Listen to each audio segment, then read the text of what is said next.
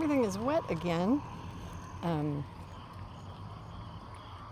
We weren't forecast for any moisture from the sky, but I woke up about 3:30 briefly, and I heard a car go by, and it sounded like the road was wet. And I didn't want to ask either of the two helpers because that would make the cats think that it was time to get up. Okay, come on, Bravo, let's go. Let's go. I didn't want to do that. It was earlier than I wanted to get up. And so anyways, no, come on, don't pee on the tire. So anyway, whenever I did get up, I guess about an hour and a half later, come on. You are obsessed with that cat. You don't pay that much attention to our cats. And I took him out. Sure enough, it was misting, and Google said that light showers today. So that changed. Come on, baby. Come on, come on. Yanking on you. I don't know. I must have slept in a very awkward position or something because, oh man, my lower left side of my back is in the biggest knot. Let's go. Is in the biggest knot. And yanking on his lead. I know, it took me a minute to get up there. And I make this MSM lotion. It's a magnesium, one of the bazillion magnesiums. And whenever it works, it's kind of amazing stuff. And it was this morning because I put some on immediately. And it probably, I'd say at least 70% automatically was gone. I mean, the pain. And anyway, and then thank goodness it's cool enough. I think we were only about 67 degrees inside, which felt fabulous with the fan. And leave it alone, Bravo. No, there's never anything outside for you. Never. Yeah, we're probably not going to go very fast, buddy. I'll try to work it out, but yeah, that's not feeling very good. So I got the heating pad out, and I'm so glad that it's a little bit cooler right now, so I wasn't melting with the heating pad or just not using it because it was hot.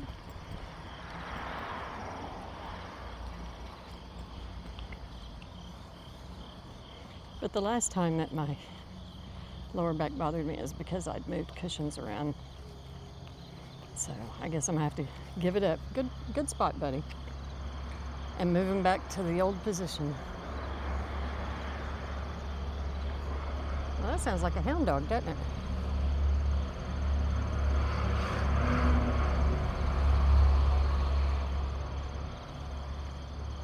Good spot.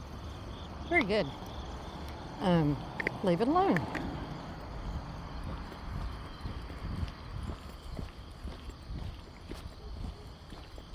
Because, yeah, I'm worried about the cushions getting hounded down. And, yeah, I think, no, it was 2 years ago whenever I tried this. Swapping the cushions around didn't work then either. So I've been pushing it. Hold on now. Get over here. That's really not going to hurt you. There you go. He hates walking on things on the pavement. Okay, over here. And then after we got back yesterday, I didn't do my yoga. It was weird. I mean, like, no planning, no anything. Just, it was like, just a bit later, I'm sitting down. It's like, well, I didn't do my yoga. Anyway, so I'm going to do a modified routine this. Bravo, come on now. Come on, let's go. A modified routine this morning, which is, I'll try to ease the knot without causing more knots. Buddy. Oh, bravo. Come on. I know. I can't be satisfied. I want you to slow down. I want you to go. You have 2 eye boogers.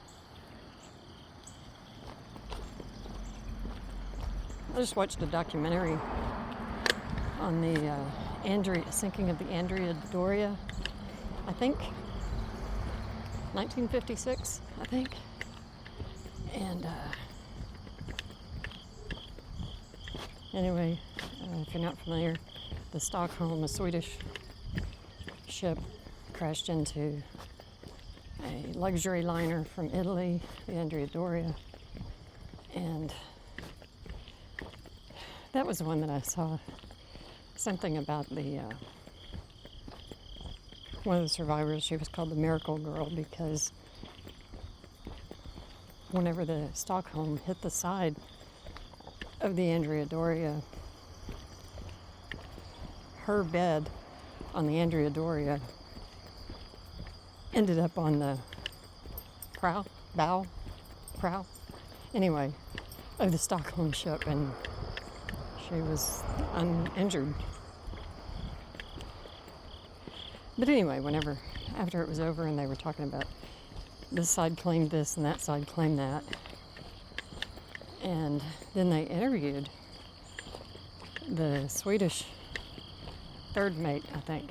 Now, the captain of the Andrea Doria was on deck. He was on the bridge. Third mate was on the bridge of the Stockholm. And so whenever they're talking about one claimed there was fog, one claimed there wasn't, and I'm like, are those the only 2 damn ships out there? I mean, because everybody would be making a report. Well, not only did other ships report that there was fog, so did the nearby lighthouse. So there was friggin' fog. So the third mate lied about that, of the Stockholm. And what the captain who left him in charge of the Stockholm had told the third mate was to wake him up. He was going to his cabin, and to wake him up if they came into fog. Well, I mean, how many times have we seen this or been this? No, I'm good, I can handle it. And then it's just not yet part of your toolbox. But anyway, yeah, he misread his radar, and but anyway,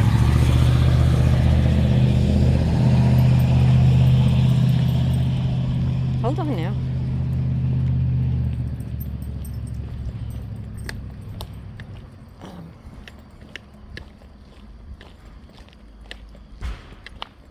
I really can't imagine the captain of a ship. Anyway, with the crew that they had on the deck of that the Italians had on the bridge, and one officer on the bridge of the Stockholm and a junior officer at that, it didn't seem like a very difficult conclusion, about who was at fault. Both of them were at fault because they were both going too damn fast for fog. But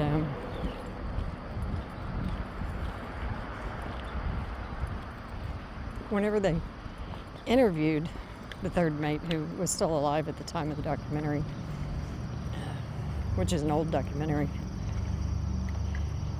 they were like 2 seconds into the interview, him talking, and I was like, well, he's lying. And they hadn't come up with all of their other information yet, but this guy was blinking so damn fast, I thought he was going to lift his ass off the chair, batting his eyelashes like crazy. I'm like, yep, he's lying. Which I get. I mean, there really is psychologically only so much I think that any of us can handle, and may not be, it's different amounts for everybody. But that would be, I don't remember how many people died. A few dozen people died.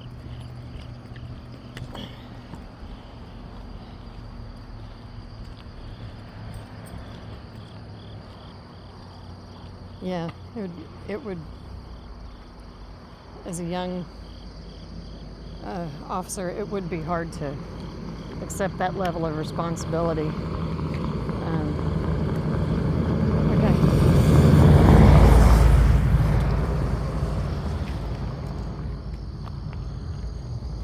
Well, hell, as old as I am, being responsible for a single death would be. So, yeah. Just not consciously accepting it.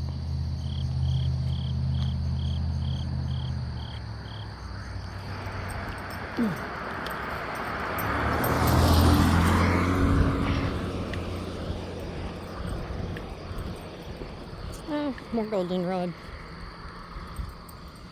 This means fall is almost here.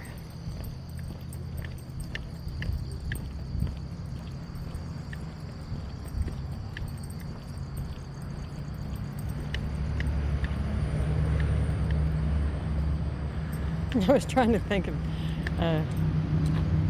the saying that I'd heard. Okay, over here. When I was a kid, and I got a hitch in my get along. Oh, and I see that I'm walking a little bit cockeyed. Okay, Bravo, come on.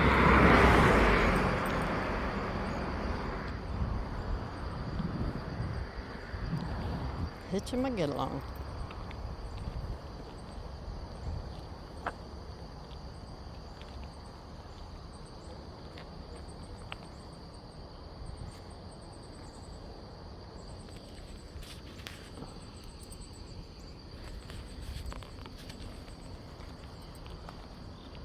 And I'm on the plain stockinette of the shrug.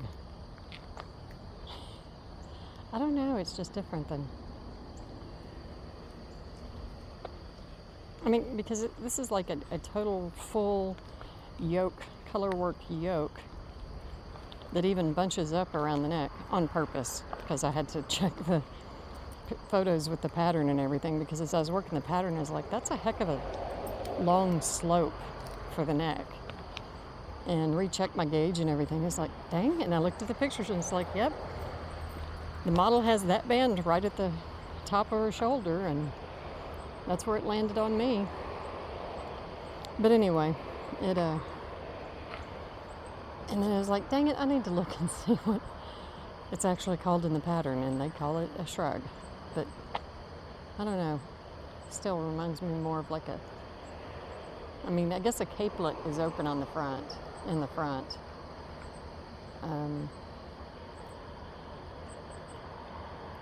And I guess shrug is a lot easier to say than poncholet, because I think that's the most accurate.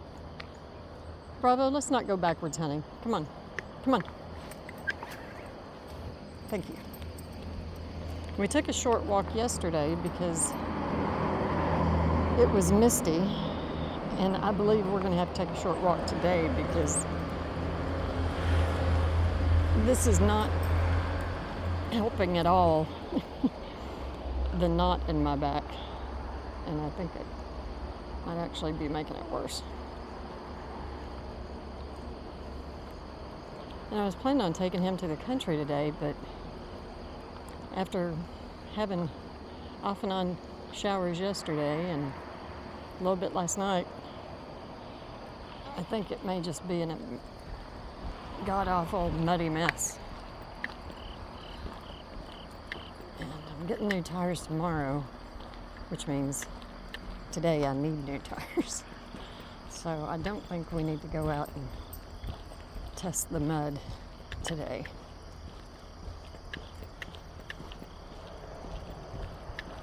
Even though he hasn't been for 2 or 3 weeks. We haven't been for 2 or 3 weeks.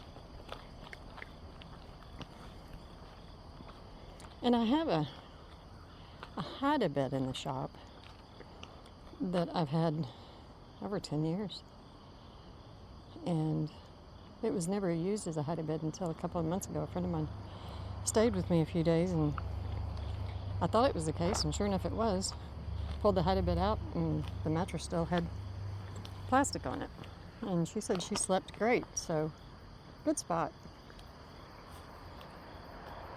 I guess maybe I should consider relocating.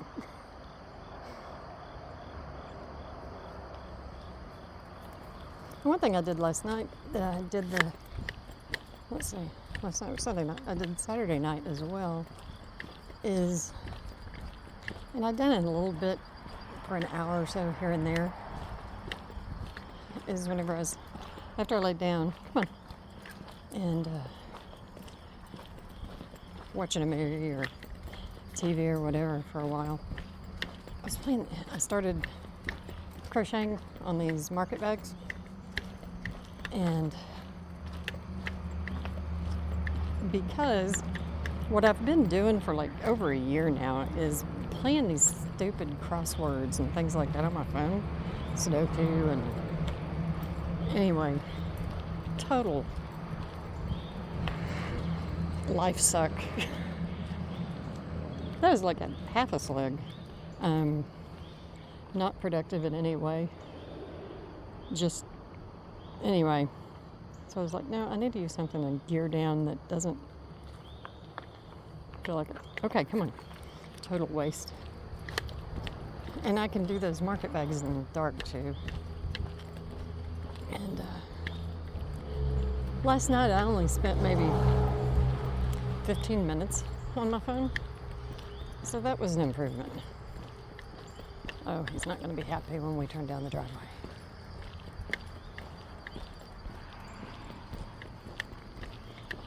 I was going around trying to find looking at different knitting channels this morning and their plans for fall knitting and things like that.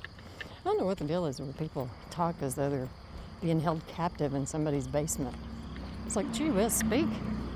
Okay, come on. And I know, come on. It's not just me because I'm having to turn the damn volume up, because then whenever I get out of their video, it's blaring. I mean, I guess I get it if you're doing the whole ASMR thing, you know, and lighting the candle and listening to the tea pour, and, you know, I want to watch about knitting. Come on, come on. And that means I'm guessing, come on. If you're speaking, you should have something to say, and if you have something to say, I should be able to friggin' hear you. Bravo, come on. Seriously. Let's go. Let's go, now. Thank you. That's better. That is 2 huge slugs. I got a video last year of slug sex. It was weird. Okay, you can pee-pee again. I know we cut it short. I'm sorry.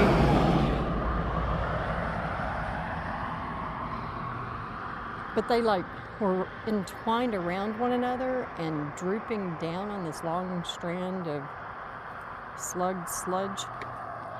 It was bizarre looking. Okay, come on, come on. Come on. Boy, you pick a day. Yeah, I think I may have lied about the yoga. I might try that later. Not right now. Going straight to the heating pad. Okay, Bravo. Oh, yeah, I know we need to get those eye boogers.